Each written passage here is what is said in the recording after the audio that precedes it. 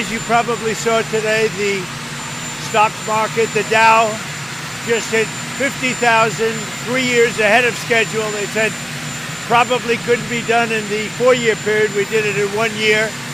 So we're 3 years ahead of schedule, broke an all-time record, 50,000, which they say couldn't happen.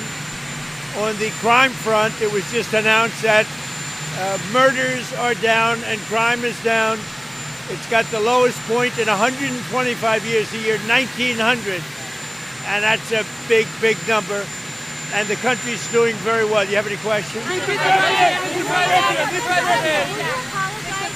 what's the status of the SAVE Act? Have you talked to Leader Thune about using the standing filibuster? The SAVE, I'd love to use the filibuster. The SAVE Act is very important. Voter ID, I mean, if you look at it, no mail-in voting, and you have to have proof of citizenship. Everybody wants it. It polls, even with Democrats, it's polling at 82. With the Republican, it polls at Republicans at 99%. So we're going to be trying very hard to get these. Mr. President, good to see you, sir. Rent prices continue to drop under your watch as president. What is the secret sauce to those prices coming down? Is it the deregulation, the mass deportations? What's the secret, sir? We've had massive price reductions. In fact, you don't hear the Democrats with their arguments about affordability because they caused the problem. And I haven't heard that word now in 2 weeks. Prices are way down. Energy is way down. If you look at gasoline, $1.99 a gallon. And sometimes, if you saw last week in Iowa, it was $1.85 a gallon when we went to Iowa. So we have the prices coming way down. I think we have the best economy maybe we've ever had. But again, I mean, to me, the big news, 50,000 the Dow hit, and most people felt if I could do that in my 4th year, we did it in my 1st year, so that's great. Thank you. Chair recognizes the gentleman from Texas, Mr. Green, who's the ranking member of our Oversight and Investigation Subcommittee. Mr. Green, you're recognized for 5 minutes. Thank you, Mr. Chairman. Mr. Secretary, I ask that you recall Liberation Day, the day that President Trump announced tariffs. I ask that you recall that when he made this announcement, there was a sharp decline in the stock market. In fact, when he made the announcement, the NASDAQ experienced a 6% decline, the S&P 500 a decline of 11%. I ask that you also remember that some days later, the president announced that he was going to pause those tariffs. And when he indicated that he would pause the tariffs, the market then moved up. Do you recall these things, Mr. Secretary? I recall them very well, Congressman. Thank you. And I ask that you also recall, please, Mr. Secretary, that hours before the president announced the pause, he indicated by way of Truth Social, he has a more than 50% ownership in Truth Social. It's a great time to buy DJT. That was his announcement on Truth Social. And in so doing, Truth Social had a value that moved up. In fact, Truth Social, which the president has a majority ownership, went up by $415 million. Now, here's what's interesting in this scenario. When he made that announcement and said it's a great time to buy DJT, that happens to be the symbol for his stock, DJT. I ask you kindly, and as one professional to another, Mr. Treasury Secretary, do you think that this should be investigated, the president's stock being linked to his Truth Social message, and that stock having gone up by some $415 million in a single day, and this is a stock that was doing very poorly prior to that, hadn't had a lot of success. Do you think that this should be investigated? No, sir. Kindly explain to me why we would not investigate the president making such an announcement as it relates to his stock, and then reaping some $415 million as the potential capital. Well, all Americans benefited from the rebound in the markets that day, and in fact, the rebound in the market after that was the fastest in market history. Yes, it was. But here's what's interesting about your statement.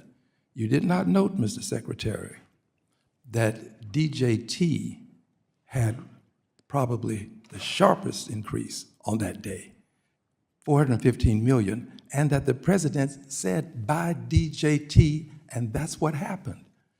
I'm unfamiliar with the exact text. Did he say buy DJT? Yes, sir. Did he said Yes, sir. Exact text. now is a good time to buy and have a salutation DJT? Yes, sir. DJT immediately following, now is a good time to buy. Well, those are his initials, as you said. They are his initials, but it's also, do you agree that those are the symbol, that's the symbol for his stock? I believe it is. Okay. And do you believe that such a thing done openly and notoriously should not be investigated? Is that what you're telling the American people? Sir, I believe that anything that is widely disseminated is widely disseminated and available to everyone. Well, it was available to everyone, but what he said related to his stock could relate to something else, but to his stock. And here's the point, Secretary. Here's the point. I believe that any other president making this kind of move is almost a hustle. I don't want to say that about the president, but making this kind of move would at least be investigated. If you're going to allow the president to do this openly and notoriously, $415 million, what you're doing is giving him a license to move markets at will, make announcements, and reap benefits. He is literally hustling the United States stock market. I yield back. Gentleman's time is yield back. Gentleman's time has expired, and I recognize the ranking member of our Housing and Insurance Subcommittee, Mr. Cleaver of Missouri. You're recognized for 5 minutes. Thank you, Mr. Chairman. Unfortunately, this is an embarrassing kind of a hearing. I've been on this committee 21 years. We've had all kinds of conflict. In fact, I was in here when the Federal Reserve Chair, along with the Treasury Secretary, and many others came in to tell us what was going to happen if the Asian markets, when the Asian markets opened after the collapse of the economics of our nation. And I've learned that you can't make honey and sting at the same time. The question is whether we came here today to sting or whether we came here to talk about issues that are of importance to the nation. I got a little grandson, I hope. Well, he was in school today. I would hate for him to have seen this so far. What I would like to talk about is your opinion of the dual mandate, stable prices, maximum employment. I would like to get your philosophy on that issue. Is that the creators of the Federal Reserve, and then the mandate, was that a mistake?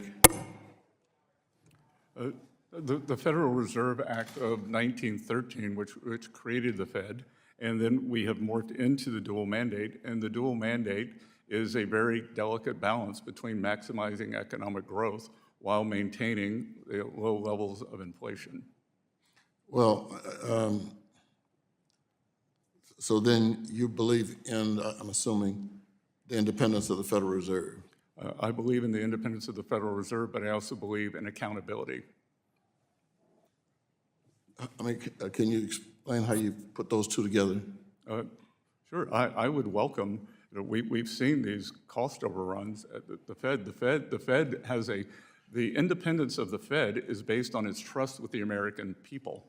And the Federal Reserve lost the trust of American people when it allowed the greatest inflation of 49 years to ravage working people in this country. Mr. Secretary, so the people in the country, there was a poll or something? I mean, you're speaking of the American people as if there's some human being that had an opinion. I mean, either the Fed either the Federal Reserve is independent or it's not.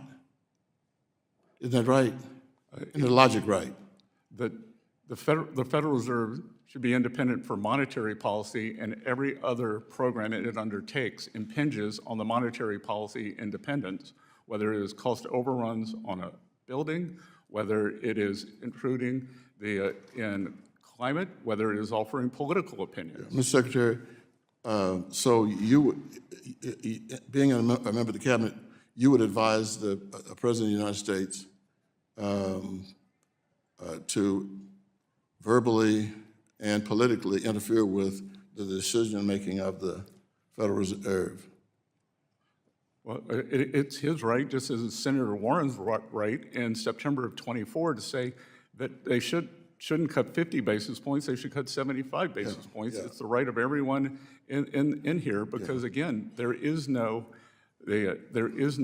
appropriation for the Fed. The Fed has magic money and prints all its own money. Yeah, I understand how the system is financed, the Federal Reserve, but Elizabeth Warren is not the President of the United States. And I'm sure, I mean, her comment was in newspapers on the news. I'm asking about the, arguably, the most influential human being on planet Earth. Well, I will refer you to President Biden's last State of the Union, where he said, I believe the Fed is going to be cutting interest rates. Mr. Secretary, can you tell me, please, what you advise the President to force the independent Federal Reserve to cut interest rates? And I invite the Secretary to respond to the gentleman's question in writing.